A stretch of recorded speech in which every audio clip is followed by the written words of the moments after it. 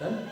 तो ये बेटा आज का जो टॉपिक है वो है 11th क्लास के माइक्रो इकोनॉमिक्स का प्रोडक्शन के चैप्टर का relation between TP and MP.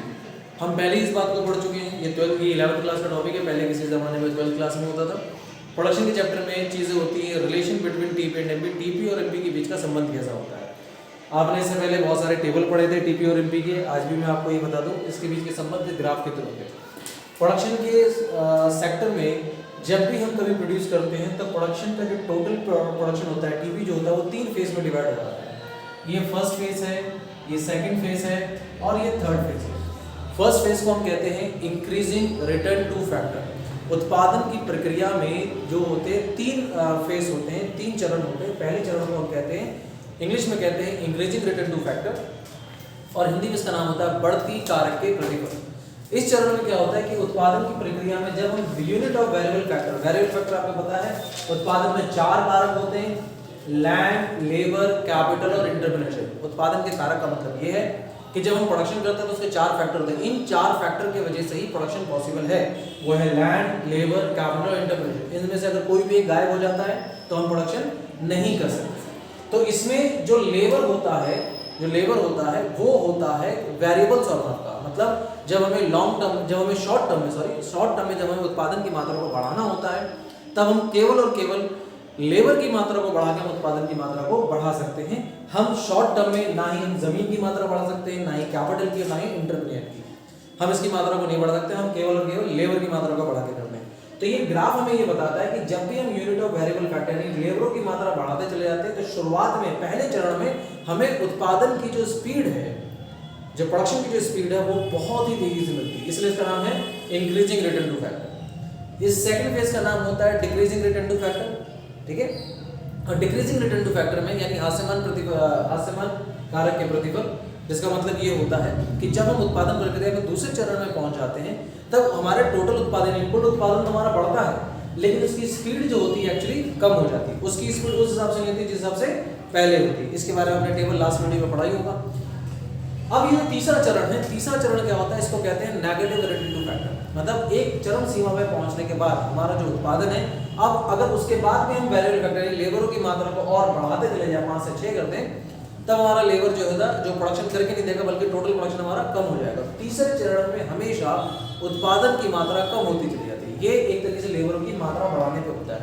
अगर हम जगह हमने फिक्स रखी और लेबर की मात्रा बढ़ाते चले जा रहे हैं तो एक समय तक हमें उत्पादन बहुत स्पीड से मिलेगा, दूसरे समय में क्या होगा स्पीड मिलेगी लेकिन उतनी स्पीड नहीं मिलेगी। तीसरे चरण में क्या होगा प्रोडक्शन पहले के बजाय कम हो जाएगा क्योंकि फिक्स जगह में लेबर की मात्रा ज्यादा हो गई, हर कोई अपनी क्षमता नहीं दिखा पा रहा। लेकिन आपका टॉपिक है relation between TP and MP.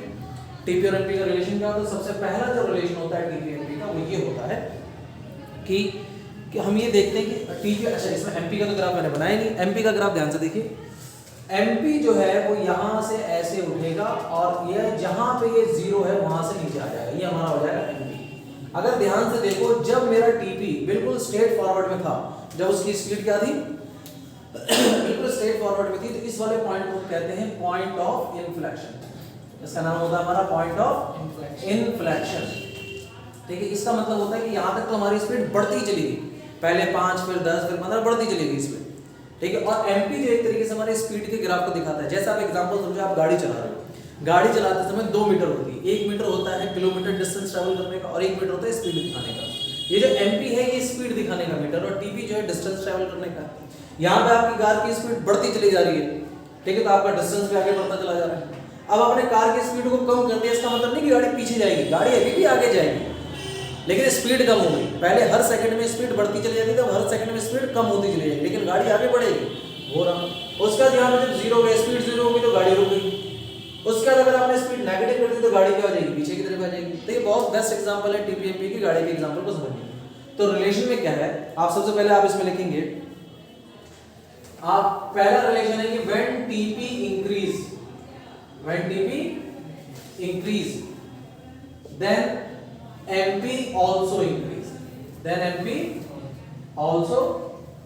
तब MP भी क्या होगा, बढ़ेगा। ध्यान से देखो, जब TP बढ़ता रहता है या हम उसको ऐसे कहें, आप इसको दूसरे फॉर्म में करो, जब MP बढ़ता है आप इसको उल्टा करो, when MP increase then TP increase, क्योंकि MP के स्वभाव से करो when MP increase then TP also increase। जब जब एमपी बढ़ता है, क्योंकि अगर मैं टीपी इंक्रीज के बारे में कहता हूं तो टीपी यहां भी बढ़ रहा है, यहां भी बढ़ रहा है, तो पहचानना मुश्किल हो जाएगा। तो आप देखो जब एमपी बढ़ रहा है तब टीपी भी बढ़ता है बहुत तेजी से, है ना। When MP increase then TP also increase. ठीक है, यहां तक बात समझ में आ रही है? आगे कोई यहां पे दूसरा पॉइंट, व्हेन एमपी डिक्रीज, जब एमपी यहां से घटना शुरू हो जाता है तो टीपी तो बढ़ता है लेकिन स्पीड उसकी कम हो जाती है। When MP decrease then TP increase but at diminishing rate, but at diminishing rate. बढ़ता तो है पर उसकी स्पीड क्या हो जाती है, कम हो जाती है। बात समझ में आ रही है? अच्छा, दो रिलेशन क्लियर हो गए। पहला रिलेशन का ध्यान से देखो तो मैंने ये वाला रिलेशन बताया कि जब ये एमपी बढ़ रहा है तब टीपी भी क्या होता है, बढ़ता है। दूसरा रिलेशन मैंने ये वाला बताया, ठीक है, जब एमपी घट रहा है तो टीपी बढ़ता है लेकिन उसकी स्पीड क्या होती है, कम हो जाती है। तीसरा पॉइंट में तीसरा रिलेशन क्या बता रहा हूं कि when MP become zero, when MP become zero, जब एमपी जो है जीरो हो जाता है, जब एमपी जीरो हो जाता है तब टीपी क्या होता है, अपने मैक्सिमम पॉइंट पे होता है, इससे ऊपर तो टीपी जा ही नहीं सकता। When MP become zero TP reach its maximum point, TP reach its maximum point. अरे बस में then TP reach its maximum point. उसके बाद चौथा रिलेशन, जब ये एमपी जीरो होता है तो टीपी क्या होता है, अपने मैक्सिमम पॉइंट पे होता है। उसके बाद जैसे ही एमपी हमारा नेगेटिव हो जाता है, जैसे एमपी हमारा नेगेटिव, टीपी हमारा क्या होता है, गिरना शुरू होता है। ये तीसरे चरण में तो चार रिलेशन होते हैं इसके। आप क्या लिखेंगे, व्हेन एमपी बिकम नेगेटिव, जब एमपी नेगेटिव हो जाता है देन टीपी स्टार्ट फॉलिंग, तब टीपी क्या हो जाता है, गिरना शुरू हो जाता है।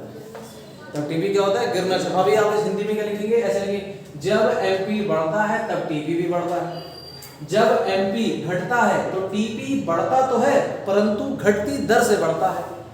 तीसरे में लिखेंगे व्हेन एमपी बिकम जीरो, जब एमपी शून्य हो जाता है तो टीपी अपने अधिकतम बिंदु पर होता है।